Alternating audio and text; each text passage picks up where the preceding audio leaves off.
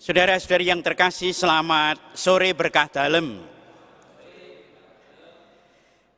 Ada suatu cerita sederhana mengenai seorang anak kelas 4 SD yang memiliki 2 orang kakak. Kakaknya yang satu kelas 6 SD, yang satu kelas 2 SMP. Ketika anak yang kelas 4 SD itu pulang dari sekolah, dia mau makan. Tetapi ketika mau makan itu dia melihat seekor kucing yang baru saja mengambil salah satu lauk yang disediakan di meja makan.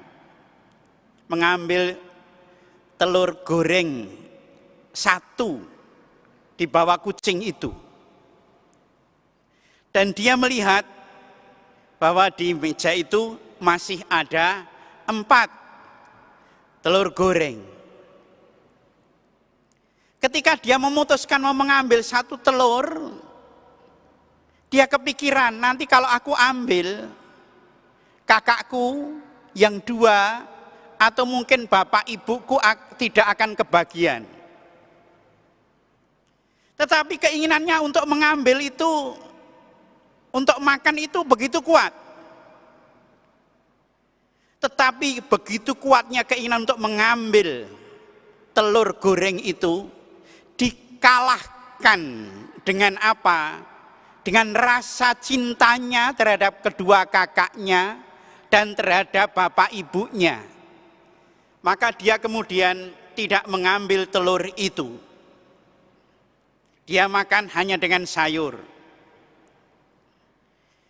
Dan ketika dia melihat kakaknya, bapak ibunya pulang dari sekolah dan dari kerja, dia melihat kakaknya, ibunya, bapaknya itu makan dengan telur itu.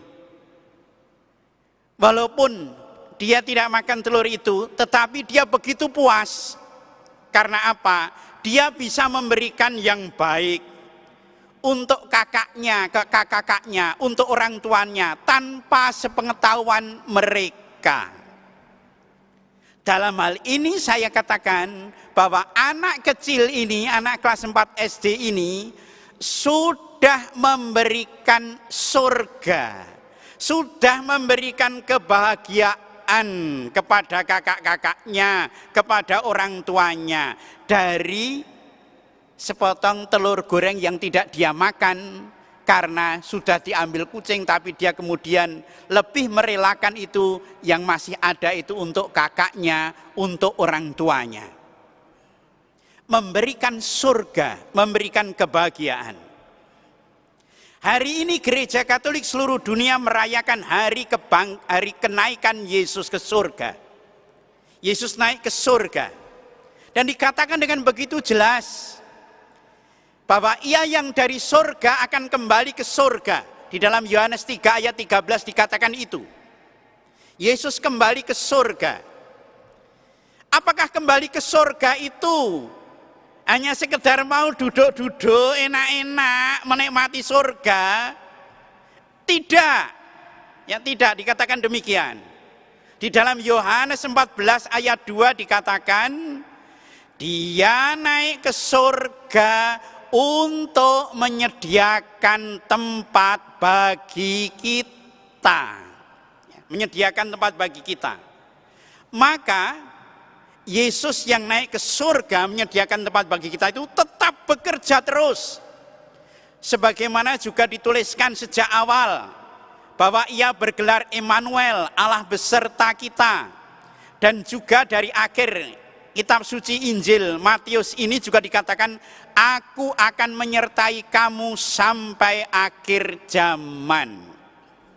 Memberikan surga adalah hadiah yang terbaik bagi orang-orang beriman. Memberikan yang terbaik bagi orang-orang beriman yang percaya kepada Tuhan.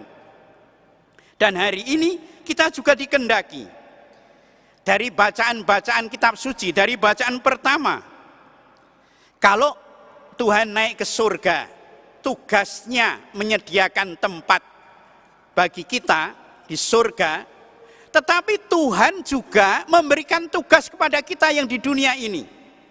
Dikatakan dalam bacaan yang pertama dari Kisah Para Rasul, yaitu kamu harus menjadi saksiku. Kamu harus menjadi saksiku. Dan dikatakan di dalam bacaan Injil juga dikatakan demikian, kamu menjadi saksiku. Kuperintahkan kepadamu ketika aku menyertai kamu senantiasa sampai akhir zaman. Supaya kita menjadi saksi Tuhan. Menjadi saksi Tuhan itu artinya yang apa? Artinya adalah kita juga dalam hidup ini harus dapat memberikan surga di dalam kehidupan sehari-hari. Sebagaimana contoh anak kecil tadi, memberikan surga kepada kakaknya, memberikan surga kepada orang tuanya. Kita juga diajak untuk memberikan surga di dalam hidup ini. Bukan mendatangkan neraka di dalam hidup ini. Saya pernah mengatakan, menghadirkan surga atau menghadirkan neraka dalam hidup itu tidak perlu berpikir besok nek sudah mati, itu terlambat. Surga dan neraka juga bisa kita alami di dalam hidup ini. Ketika kata-kata kita penuh dengan dukungan, kata-kata kita penuh kebaikan, kata-kata kita penuh dengan penghiburan, itu kita sudah memberikan surga kepada orang-orang di sekitar kita. Sebaliknya, ketika kata-kata kita buruk, mencela, menghina, merendahkan, menyakiti hati, itu secara tidak langsung kita sudah mendatangkan neraka di dalam hidup. Dan celakanya, kadangkala kita menghadirkan neraka kalau tidak hati-hati itu kepada keluarga kita sendiri.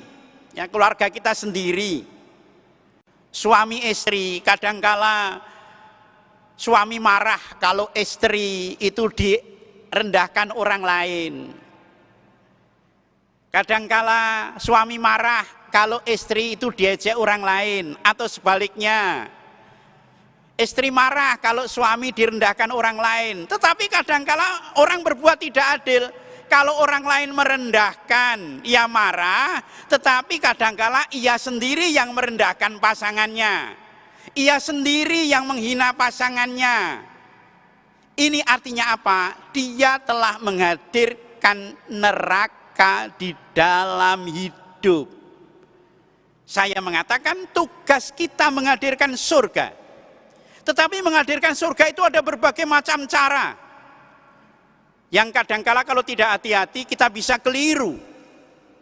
Ada orang tua yang mau menghadirkan surga di dalam keluarganya itu dengan mengatakan bahwa seolah-olah materi itu surga. Ada seorang anak mengatakan, Romo, papa saya lebih cinta anjingnya daripada saya kok Romo. Lah kenapa? Papa punya waktu untuk ngajak jalan-jalan anjing. Papa punya waktu untuk makani anjing, tetapi papa tidak punya waktu untuk saya.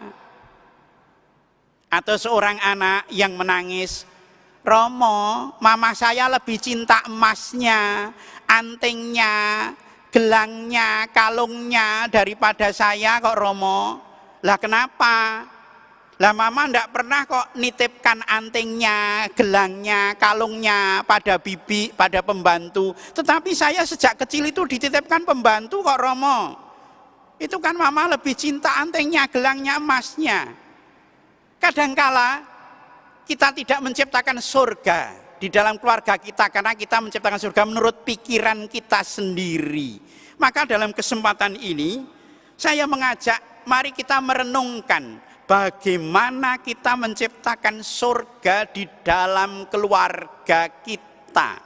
Bukan menciptakan neraka di dalam keluarga kita. Sebagaimana Tuhan sendiri naik ke surga untuk menyediakan surga bagi kita. Bekalnya kita adalah kita juga harus mampu menghadirkan surga dalam kehidupan kita sehari-hari, terutama di dalam keluarga kita.